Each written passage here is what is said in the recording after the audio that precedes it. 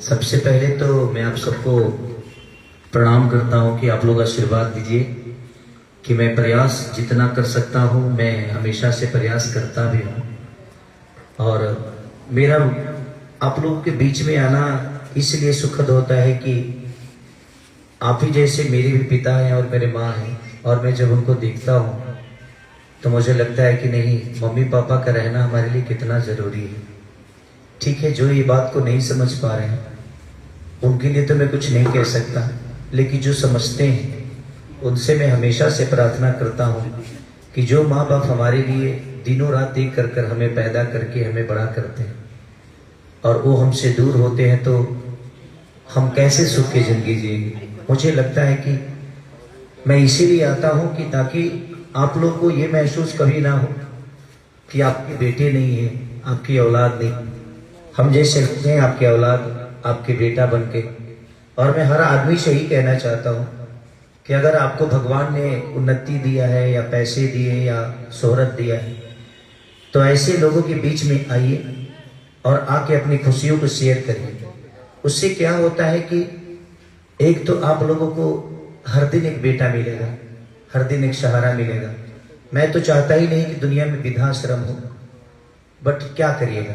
But यहाँ आने के बाद एक बात की खुशी भी है कि आप जैसे माँ बाप का आशीर्वाद मिला मुझे, बट एक बात की दुख भी है कि अगर हर बेटा अपने माँ बाप को प्यार करेगा तो शायद ऐसे वृद्धाश्रम कभी बनेंगे नहीं। तो इस जगह पे आने के लिए इच्छुक था मैं, ताकि मैं अपने माँ बाप की तरह सबको देख सकूं।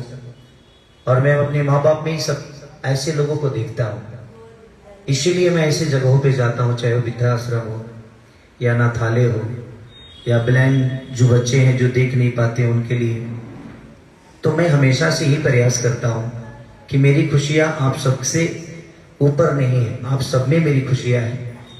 और मैं जानता हूँ कि बहुत सारे माँ बाप यहाँ दुखी भी होंगे कि मेरी भी औलाद है, हमें देखने नहीं आते, हमें पूछने नहीं आते हमारी दवा या हमारी चीज़ों को लेकर। बट क्या करिएगा, ये दुनिया है, हर आदमी एक जैसे नहीं होता है। बट अगर मुझे देखकर कुछ लोग भी बदल जाए तो मुझे लगता है कि मैं सार्थक हूँ और मेरा जीवन सार्थक हो गया। इसलिए हमेशा से प्रयास करता हूँ।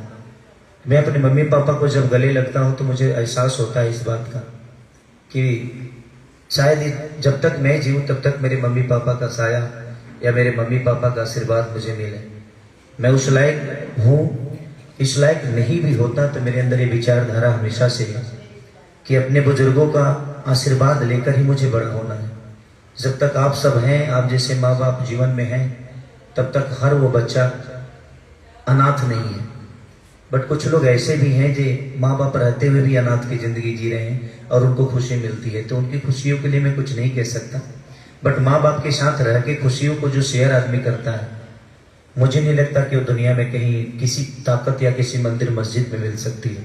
जो आप सबके आशीर्वाद में जो ताकत, जो पावर, जो ऊर्जा होती है, वो मुझे नहीं लगता कि किसी मंदिर व मस्जिद में होगी। बट मैं यहाँ के संस्थापक जी को धन्यवाद देना चाहता हूँ कि इतनी साफ सुथरा और इतनी प्यारी व्यवस्था। मैं बहुत सारे वृद्धाश्रम में हर बर्थडे में जाता हूँ, बट इतना प्यारा व्यवस्था और इतना बेहतर व्यवस्था मैंने किसी में नहीं देखा। तो आपको पहले थैंक यू। और संस्थापक जो भी हैं उनको दिल से। मैंने कुछ सामान मंगाया है, आप लोग को कपड़े धोने की दिक्कत होती थी तो मैंने 2 वॉशिंग मशीन मंगा दिया है और एक फ्रीज है और कुछ खाना बनाने के बर्तन और सामान है। और भी आप लोगों की कभी भी कोई ज़रूरत पड़े तो मैं आपसे कह रहा हूँ कि आप बिल्ली पवन बाबा को जरूर बताइएगा। 24 घंटा क्या 72 घंटा, 24 घंटा भी नहीं लगेगा, इस वृद्धाश्रम में वो चीज़ें आ जाएगी। हमेशा मैं प्रयास करूंगा कि आप लोग का बेटा बनकर आप लोग का आशीर्वाद लेकर जीवन को चलाऊं।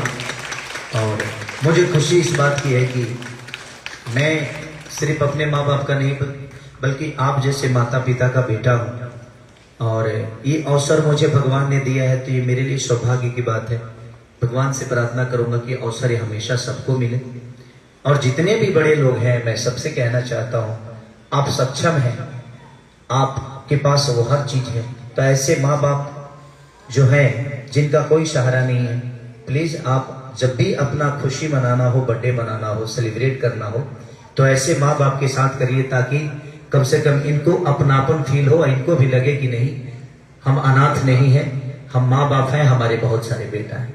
Thank you so much.